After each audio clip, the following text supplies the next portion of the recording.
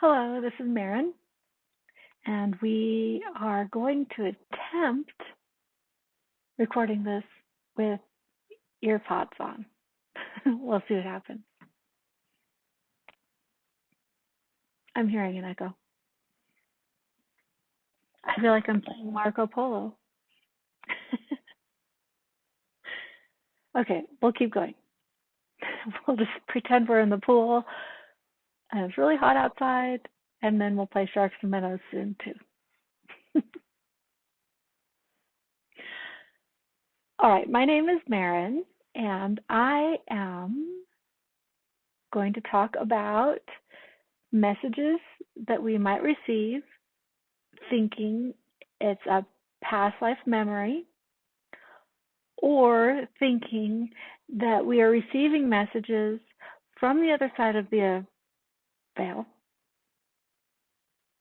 This is really silly. Hold on. I'm going to turn this down. Okay, test. All right, I just turned the volume down. Hopefully it's still recording. It looks like it is. From the other side of the veil, that might be messages from what someone would say, a life that has unfinished business. So the reason why I'm talking about these two subjects today is because over the course of the last month, I have gotten this probably 15 times, people asking about this, and I thought, if 15 people have reached out to me with this, then there must be other people out there that might have the question.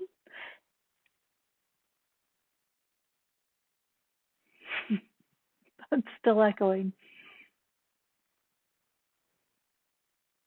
Okay. So there might be other people that have the same question. Okay, here we go. So we're going to get started here. And I have very good news for you. And the good news is that your life is going to be complete. When we leave this earthly vessel that we are in, this human form or whatever we are, a dog, a cat, a squirrel, a tree, our life is actually complete. And this is really good news, actually. And our life might live out to be 108 years old, and our life might live out to be only a few seconds. But every iteration of our life is actually complete. So we have no unfinished business that we need to come back and finish.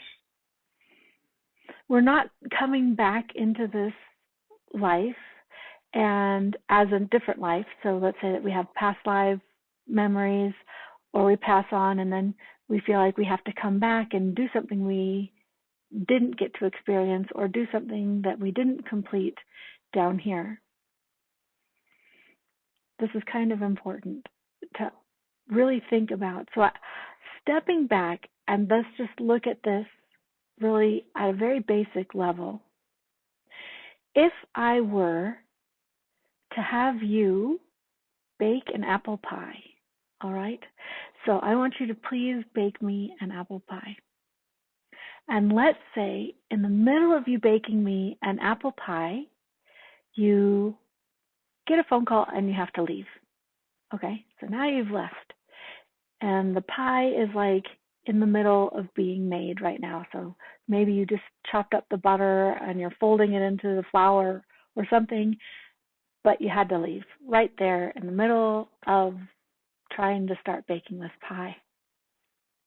And then you phone a friend, we'll just pretend. Or you just pull somebody, let's say the mailman who was down placing mail in the mailbox, and you say, hey, look it, I forgot to finish building this pie. I didn't have a chance to finish making this pie.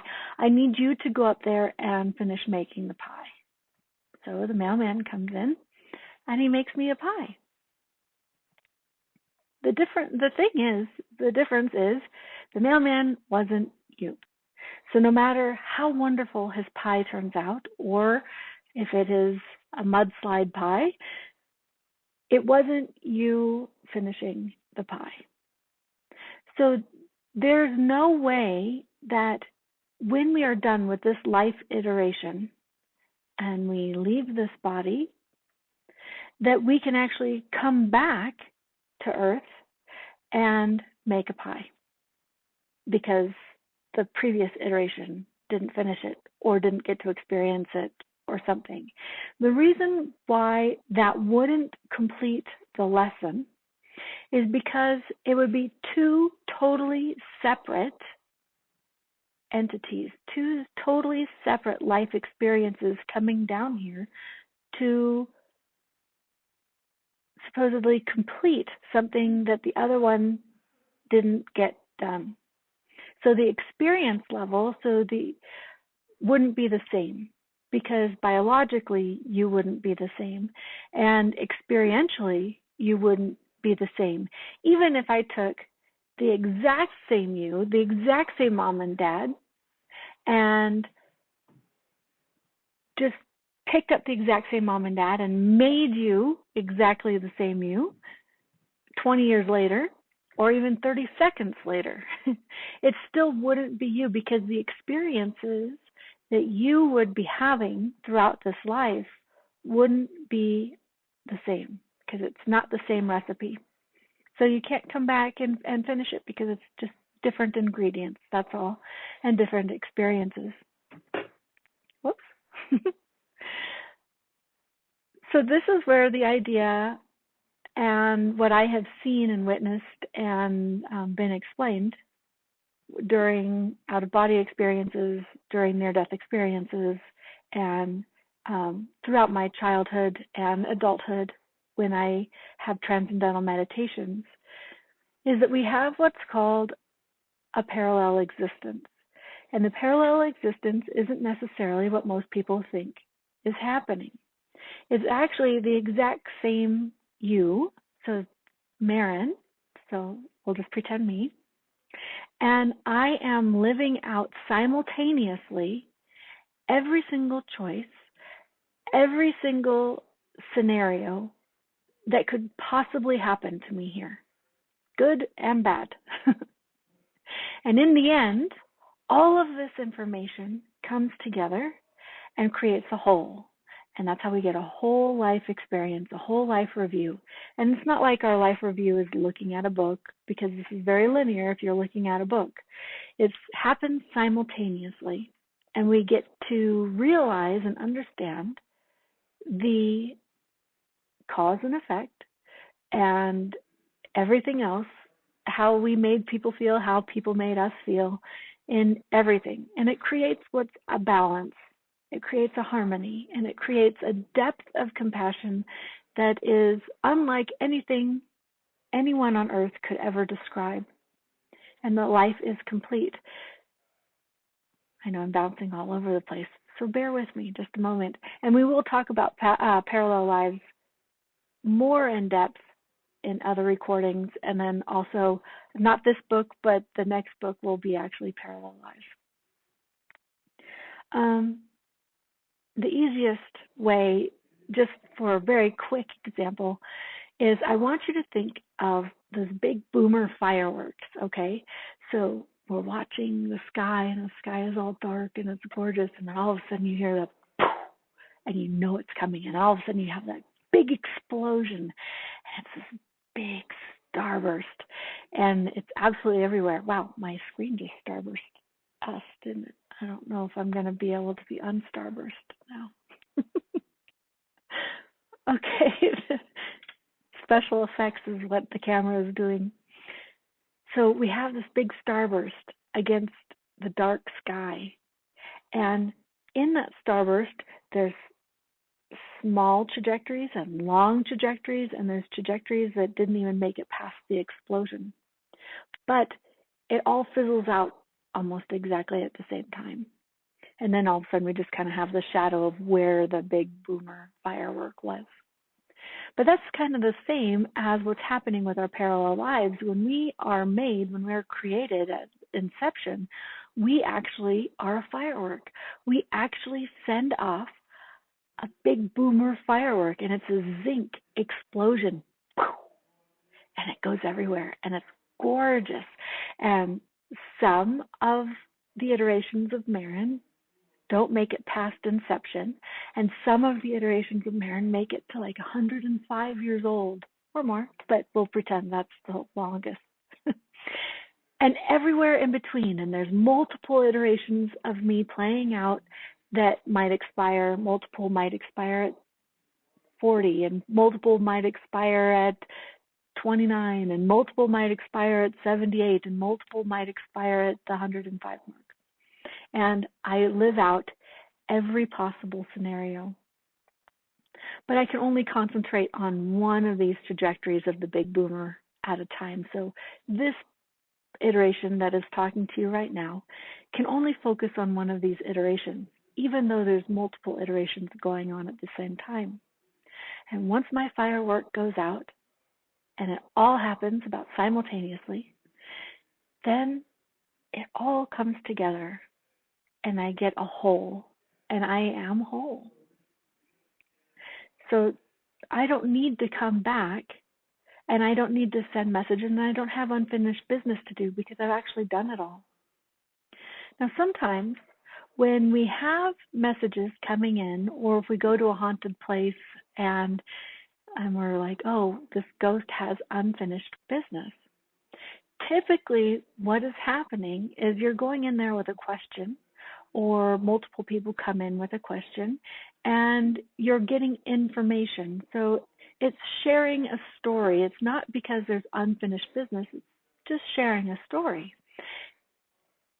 Ghost hunters like to go in and say, okay, well, once they share the story, then the entity leaves and they don't have to share it with anyone else, but that's not necessarily the case. If someone else comes in with a question, then that entity might decide to answer that question and feed information into the situation and scenarios of what happened in that particular space or what happened with that life. And it's basically correcting stories that people might have that are incorrect, or sharing so the person that's coming in with the questions can have a more complete picture of what that particular trajectory of that particular life did at that time. Now, a very interesting thing has happened, and I'm not kidding you, 3 weeks in a row. And someone called, well, 3 people called, and I spoke to them, and they were talking about past life memories that they started having spontaneously, which is fabulous because spontaneous past life recollections are usually the most powerful and usually a little more accurate than you're going to get going through hypnotherapy because it's naturally derived rather than induced from a third party. So it would be, the goal of past life recollection, even if you go into some sort of therapy, is to have your brain allow the frequencies to open so you have a spontaneous recall, so you can recall the memory on your own. Okay. Again, sorry, my knees keep hitting. I have a heater under my desk. My knees keep hitting it. So sometimes when we have past life recalls, and this is what's happened in the last 3 weeks, like 3 weeks in a row, someone is actually getting a recall or a memory from someone else's. They're actually witnessing a different memory that isn't necessarily their own. And how this happens is when our brain starts tuning into different frequencies, sometimes there's an event that can trigger one of these frequencies to kind of open, and you can go up onto the other side of the veil. And again, quickly, when I say up and down or in or out, it's just because it's the easiest visual that I can get when our consciousness and soul is completely around us all the time. It's not just up. So our brains focus in, or they loosen up some of these frequencies, and we get snippets of pictures or of stories, or we have heard stories in the past and we're trying to fill them in because maybe the stories didn't make sense. So this can happen, typically with grandparents, aunts, uncles, or stories that are familiar from our family that have been told generation to generation to generation, and you might be questioning it, and inside you might be thinking, that's just not resonating. And our brain starts tuning in, and we start eavesdropping in on a conversation of two conscious entities that are on the other side of the veil, ours and the entity or that we are questioning, or the life that we are questioning. And then all of a sudden we get snippets of memory from this other life. Okay, I'll wait just a minute, and I wish you were right here and you could ask me questions, because sometimes my stories go, so hopefully I'm making sense right now. Okay. So the past life memory that we're getting isn't necessarily our past life memory. But what it's doing is it is allowing us to complete a story here, so we have more understanding of what happened. Whether it was somebody might have been accused of murder and they were actually sentenced to death and died, and they were innocent. And then, for generations to pass, the story was told that so-and-so killed somebody, and they were sentenced to death and died. And for some reason, everything that you heard or read about that individual before that event didn't line up. And you're questioning, you're thinking, what the heck? Because reading about this person and hearing different people talk about this person, it just doesn't make any sense. Why would that occur? And as you're asking that question, your brain is starting to think, okay, well, let's open up these pathways a little more and let's explore around a bit. And then all of a sudden you start tuning into frequencies of your conscious being and the other conscious being having this conversation, and you get to see snippets because your brain is demodulating, your brain is decoding this information and turning it into imagery that we can understand and we can make sense of. And so we get these snippets of pictures of what happened. Now, it might still be confusing. And so you might go to someone like me or to somebody that also talks about past life memories. And we work through it and we talk. And then all of a sudden, as we're talking, as we're having this conversation, more imagery comes in, more information comes in, and then we can actually look at it. And so that's what's happened 3 weeks in a row. And it's really neat because not only were we able to get more information and complete the picture a little bit more, but we were also able to back up what we were discovering from research, historical research online. And so all of a sudden, now we have a fuller picture that was coming in through the frequencies that we were tuning into. And we got even more supplement information from the internet, from our search or historical research. So it turned out to be really, really neat. And that is the same that can happen when we go to a haunted place. So no one really has unfinished business. When we start hearing these stories and when we start completing these things, it's more for the earthbound side than it is for the spiritual side. When children have past life memories, they come in, and usually those are triggered through play as they're growing up, and they start vocalizing around 3 years old, maybe even sooner, maybe around 2 years old, and usually they fade out around 5 or 6 years old, but can go all the way up to about 12 years old. some people carry their past life memories with them the rest of their life, and that's okay too. But they're not necessarily talking about the past life because it's unfinished. They're looking, typically, children want to share it because it's a memory. And it's a very unique memory, but they want to share it, and they want validation. They're looking a little bit for validation, like, hey, is this real? Did this really happen? And it's not that you have to go out and hunt to make sure that what they're saying is accurate, or, you don't have to go out and look for the former family or any of that. Typically, they want validation. They want someone just to listen to them. And as they get that, then that memory can start subsiding. The reason why it does is because then your brain, or their brain, starts realizing that this information and this past life memory isn't relevant to their current life experience that they're having now, and it's really not relevant to the survival of the current life experience that they're having now. And so the brain starts tuning that out. And that's how usually they fade out, because the brain is focusing on finding the frequencies and finding the information that you need for our survival here, that is relevant for our lifetime here.